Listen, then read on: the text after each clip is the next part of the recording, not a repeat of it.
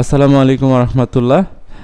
যারা এই মুহূর্তে মাস্টার্স করার কথা চিন্তা করছেন তাদের জন্য মানে যারা ইঞ্জিনিয়ারিং ব্যাকগ্রাউন্ডের, বিশেষ করে ট্রিপলি এবং ট্রিপলি রিলেভেন্ট সাবজেক্টে যারা পড়াশোনা করছেন তারা ইনশাল্লাহ এই সার্কুলারটা তাদের জন্য একটা অনেক বড় অপরচুনিটি আমি মনে করি। আলহামদুলিল্লাহ, এখানে ঢাকা বিশ্ববিদ্যালয় অনেকেরই স্বপ্নের একটা বিশ্ববিদ্যালয়। দেখা যায় যে অনেকেই প্রাইভেট ইউনিভার্সিটিতে পড়াশোনা করছেন, অনেকে পাবলিকে করছেন, কিন্তু ঢাকা বিশ্ববিদ্যালয়ে মানে আগ্রহ ছিল, ইচ্ছা ছিল, কোনো কারণে হয়নি।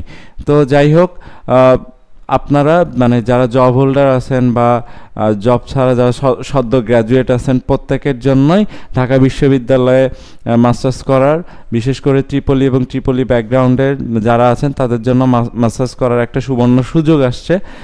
এটা মূলত মানে রিসেন্ট শুরু হয়েছে, জাস্ট একটা ব্যাচ তারা মানে ইনটেক নিয়েছে।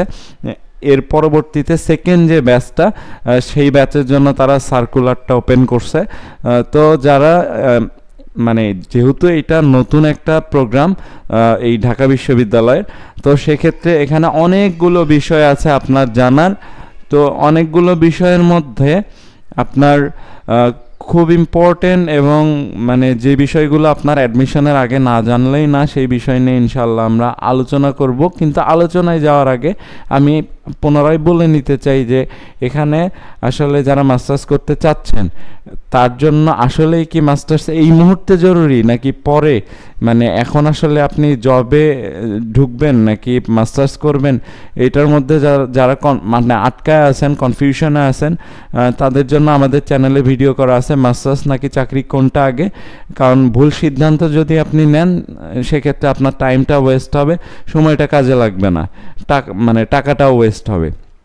সেক্ষেত্রে সেটা আপনার দেখে নিতে পারেন। এবং যারা প্রফেশনাল মাস্টার্স সম্পর্কে জানেন না বা রেগুলার প্রফেশনালের মধ্যে কোনটা কতখানি সুবিধা বা অসুবিধা, অ্যাডভান্টেজ ডিসঅ্যাডভান্টেজ আছে, এইটা আপনারা যারা মানে ক্লিয়ারলি জানেন না, আমাদের চ্যানেলে সেই ভিডিওগুলো আপলোড করা আছে, প্রফেশনাল ভার্স রেগুলার মাস্টার্স।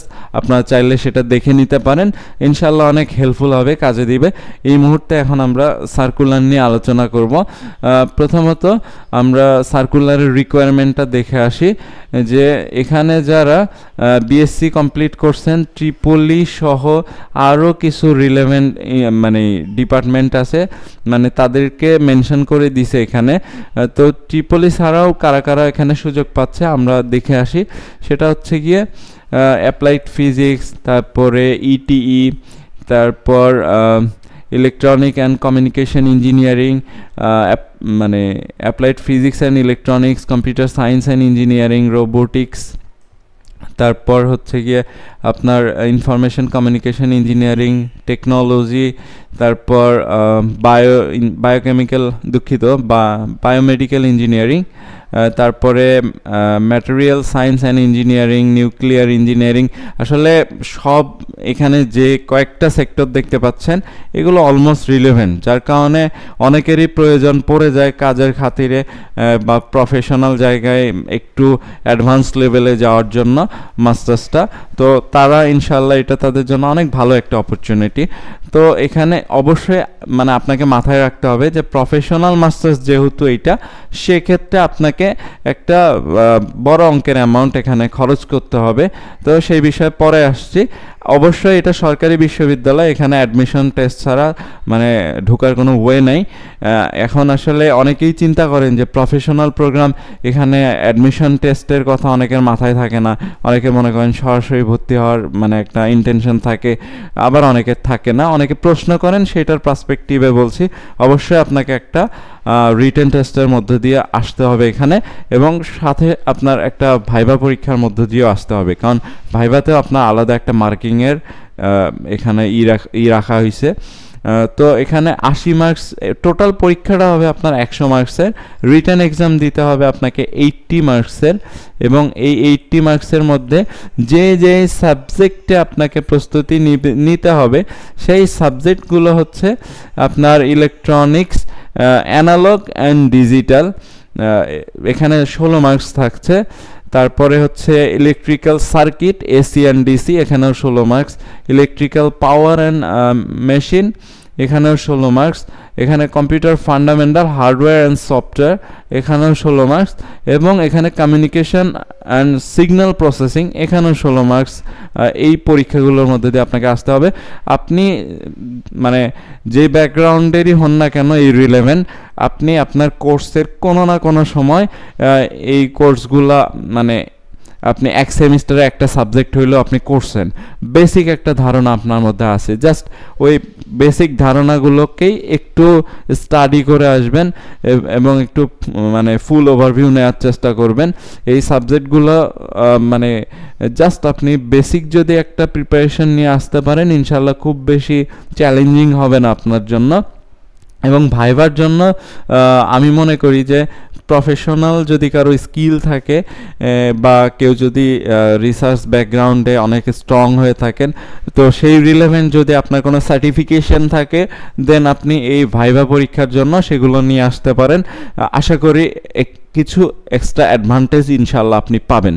এবং জব যদি করে থাকেন তাহলে সেই জবের এক্সপিরিয়েন্স যদি শো করতে পারেন এখানে, এবং সোজা কথা আপনার একাডেমিক এবং প্রফেশনাল লাইফ মিলায় আপনার যত অ্যাচিভমেন্ট আছে ভাইভাতে আনার চেষ্টা করবেন, ইনশাল্লাহ আপনি এই 20 মার্কসের মধ্যে অনেকখানি গেইন করতে পারবেন। তো এই তো গেল পরীক্ষার খুঁটিনাটি বিষয়। এখন আমরা মানে এখানে সময়টা কত লাগে এবং ক্রেডিট সম্পর্কে একটু আলোচনা করব। সেটা হচ্ছে এখানে মূলত 1.5 বছরের একটা প্রোগ্রাম, এবং এই 1.5 বছরের মধ্যে প্রত্যেকটা মানে এখানে 3টা সেমিস্টারে আপনার এই 1.5 বছর কভার করা হবে। প্রতিটা সেমিস্টার 6 মাস করে আপনার ক্যারি করবে। তো সেক্ষেত্রে আপনি মানে সেই মানসিকতা নিয়ে ইনশাল্লাহ এখানে ভর্তি হবেন। এবং এখানে এই 1.5 বছর আপনাকে এই সাপ্তাহিক যে ছুটির দিন উইকেন্ডে আপনার এই ক্লাসটা ইনশাল্লাহ হবে, এবং আপনার ইভিনিংয়ে এই ক্লাসটা হবে ইনশাল্লাহ। এখানে তারা সার্কুলারে মেনশন করে দিয়েছে ইভিনিংয়ে, এবং 3টা সেমিস্টার। এবং এখানে টোটাল আপনাকে 36 ক্রেডিট কমপ্লিট করতে হবে। এখানে থিওরি থাকবে আপনার 30 ক্রেডিটের, আবার আপনার প্রজেক্ট থাকবে 6 ক্রেডিট। কারো যদি রিসার্চ করার ইচ্ছা থাকে, যদি এখানে সুযোগ থাকে, সুপারভাইজার যিনি আপনার হবে তার সাথে একটু আলোচনা করে নেবেন, যদি সুযোগ থাকে ইনশাআল্লাহ করতে পারবেন। এখন আসুন ইম্পর্টেন্ট ডেটগুলো সম্পর্কে জানা যাক। অ্যাপ্লিকেশনটা শুরু হয়েছে আপনার 15 অক্টোবর 2025। এবং এর আগে আরেকটা কথা বলে নিই যে এই মুহূর্তে যারা ভিডিও দেখছেন তারা প্রত্যেকেই মানে যদি এই মুহূর্তে আপনি সার্কুলারের জন্য মানে আপনার যোগ্যতা থেকে থাকে, দেন এটা তো মানে আপনি আবেদন করছেনই, কিন্তু যদি পরবর্তী সেমিস্টারের জন্য কেউ এই প্রোগ্রামটা দেখে থাকেন, তাহলে আমি মনে করি শুরু থেকে শেষ পর্যন্ত যে আলোচনাগুলো করা হইল আপনার পরীক্ষা প্যাটার্ন নিয়ে, তারপরে হচ্ছে আপনার এখানে রিকোয়ারমেন্ট নিয়ে, তারপরে আপনার এখানে ডিউরেশন নিয়ে, তারপর ক্রেডিট নিয়ে, আশা করি এইটা তো মানে প্রায় সিমিলারই থেকে যাবে ইনশাল্লাহ 2026 সালে। তো আশা করি জাস্ট পরবর্তী সার্কুলারের জন্য আপনাকে একটু অপেক্ষা করতে হবে। আর যারা এই সার্কুলারে মানে এই মুহূর্তে ক্যাপাবল, তাদের জন্য তো এই সার্কুলারটা এনাফ ইনশাল্লাহ। তো এখানে হচ্ছে 15 অক্টোবর 2025 থেকে আপনার আবেদন শুরু, 18 নভেম্বর পর্যন্ত মানে আবেদনটা চলবে, এবং এক্সামটা হবে 21 নভেম্বর 2025 পর্যন্ত। তো রিটেন টেস্টের রেজাল্টটা হবে 25 নভেম্বর, এবং ভাইভাটা হবে 5 ডিসেম্বর, এবং সিলেক্টেড ক্যান্ডিডেটের লিস্ট তারা দিবে 9 ডিসেম্বরে, অ্যাডমিশন ডেডলাইন আপনার 23 ডিসেম্বর, এবং ক্লাসটা শুরু হবে 2 জানুয়ারি 2026, যেহেতু এটা 26 সালের একটা প্রোগ্রাম। এখন আপনি এই 2026 সালে যারা মানে এই প্রোগ্রামটাতে এনরোল করতে যাচ্ছেন তাদের জন্য যেমন ইম্পর্ট্যান্ট এই ভিডিওটা, ঠিক তেমনি পরবর্তীতে যারা এই প্রোগ্রামটাতে নেক্সট যে সেশনটা আসতেছে এখানে যারা ভর্তি হওয়ার জন্য প্রিপারেশন নেবেন, তাদের জন্য কিন্তু এই ভিডিওটা অত্যন্ত তথ্যবহুল, কারণ মানে তথ্যগুলো কিন্তু সেম থাকবে, কিন্তু ইনশাল্লাহ পরবর্তীতে সার্কুলার হইলে জাস্ট আপনি আবেদন করে যাবেন। এবং আপনার মানে যদি কোনো আপডেট আসে ইনশাল্লাহ আমরা জানায় দেওয়ার চেষ্টা করব। তো এই তো গেল বিষয়। এখন খরচের ব্যাপারে কথা বলা যাক যে এখানে খরচটা আসলে কত।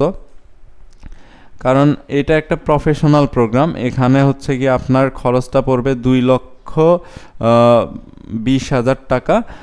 এটা আপনাকে সেমিস্টার ওয়াইজ দিতে হবে, হয়তো কিছু ভর্তির সময়ও দিতে হবে।